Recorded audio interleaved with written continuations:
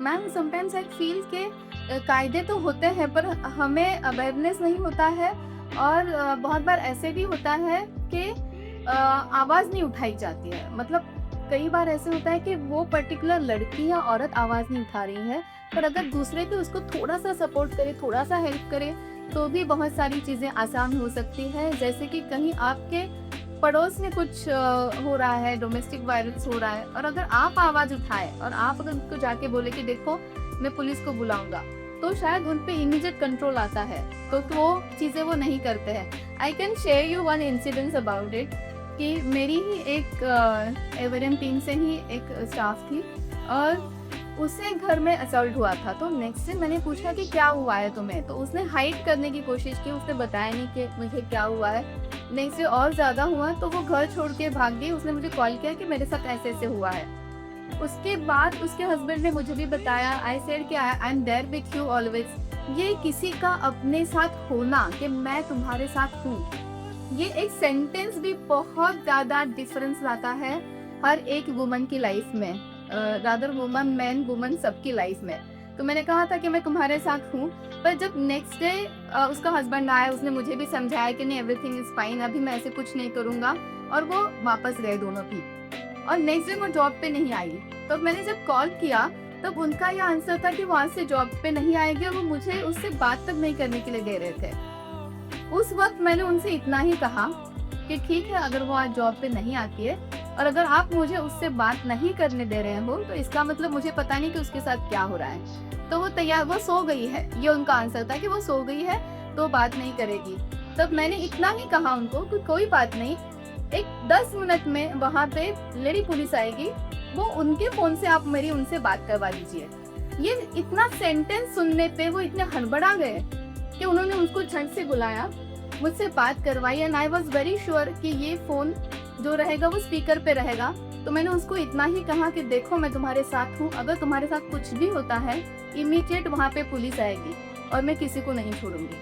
So you be assured कि तुम्हारे साथ हम सब हैं। तो जब नेक्स्ट डे वो जॉब पे आई तो उसने कहा कि मैम आपका जब फ़ोन आया था वो स्पीकर पे था, सब आपकी बातें सुन रहे थे और सब इतने डर गए कि हाँ इसके साथ कोई है, इसके साथ इसके मैन है, पुलिस आ सकती है।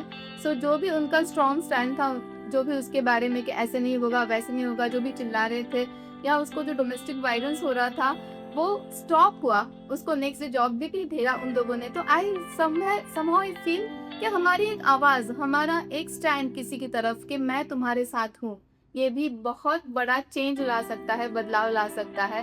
सो बस कायदे जानना ज़रूरी नहीं है, तो उस पे अमल करना और हेल्पफुल रहना भी उतना ही ज़रूरी है एक्चुअली। सो ये एक इंसिडेंस मैंने इस वक्त शेयर करना चाहा था। मैम ये सारे कायदे तो पता चल गए, पर मैं बहुत उत्सुक हूँ ये जानने के लिए कि इंटरनेशनली वुमेन को क्या राइट्स है, क्या उनके कायदे हैं और भारतीय न्याय व्यवस्था ने यहाँ की स्त्रियों के लिए जो कायदे किए हैं उनमें किस तरीके से डिफरेंसेस हैं, कंपैरिजन कैसे कर सकते, किस व्यू से, किस नज़र से आप देखते हो?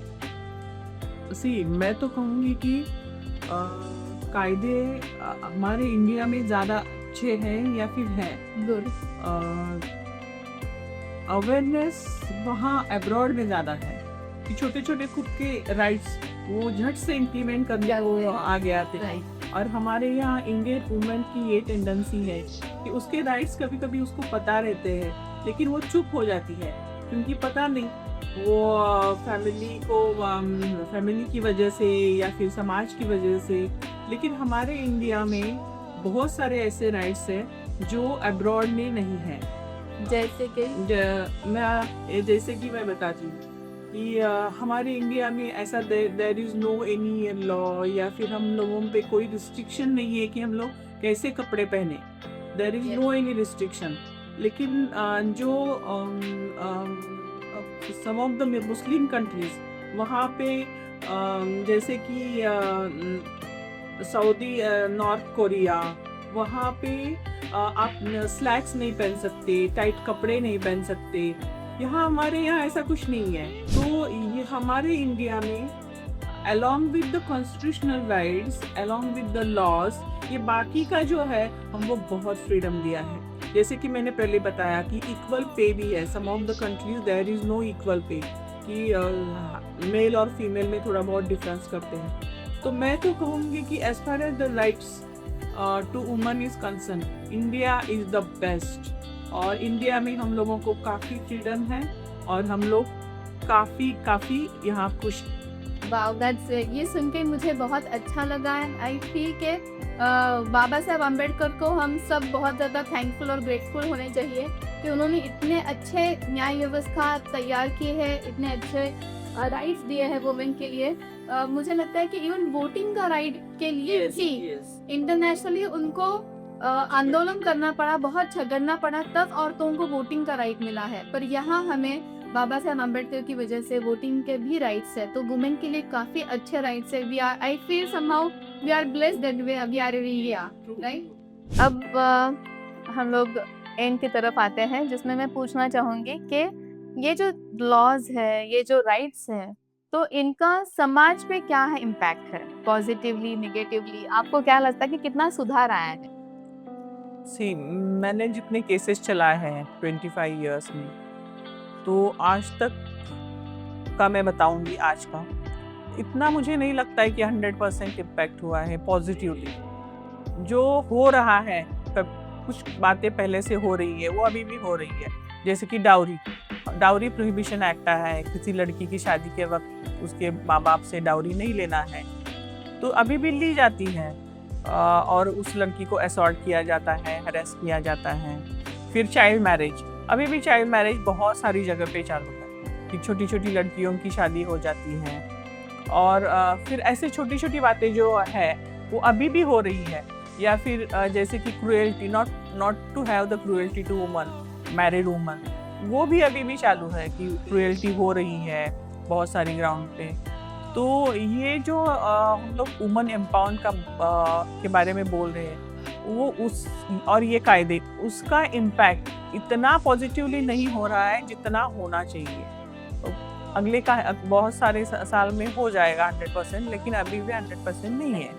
मतलब हम इंडिया के किसी पर्टिकुलर सिटीज को देख के ऐसे नहीं बोल सकते कि वुमन आर एम्पावर्ड, ऐसे नहीं हो सकता है।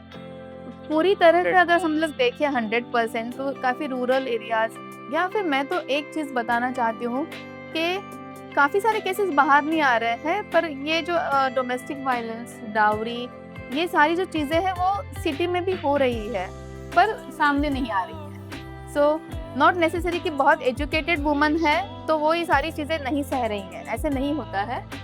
बहुत बार ऐसे भी होता है, पर जैसे मैम ने पहले भी कहा कि समाज व्यवस्था के डर से या खुद को एम्पावर्ड ना समझने की वजह से वुमेन कोई स्टेप नहीं लेते हैं, या जो कायदे या अधिकार जिनको इम्प्लीमेंट करना चाहिए वो नहीं करते हैं। ये ऐसे हो रहा है। So at the end I ask you one question कि आप जाते जाते हमारी सारी महिलाओं को ऐसे क्या संदेश या सलाह देना चाहोगे for the world women day and the empowerment of women? मैं सबसे पहले सभी वुमेन को ये बताना चाहूँगी कि वुमेन फर्टिसाइड, मतलब गर्भ में ही किसी बच्ची का एबॉर्शन करना या उसको मार देना, ये ऑफेंस है। लेकिन आप खुद, आपके जो अंदर जो लड़की है, वो जो पल रही है, उसको प्रोटेक्शन दो। तो पहले आप वो करो कि कंसेंट मत दो कि जस्ट बिकॉज लड़की है और एबॉर्शन के लिए फैमिली को कंसेंट दो, तो ये मत करो। फिर आपको, मैं ऐसा नहीं कहूँगी कि फैमिली के अगेंस्ट जाओ, झगड़ा करो, लेकिन फैमिली के साथ में रह के खुद का स्व भी संभालो।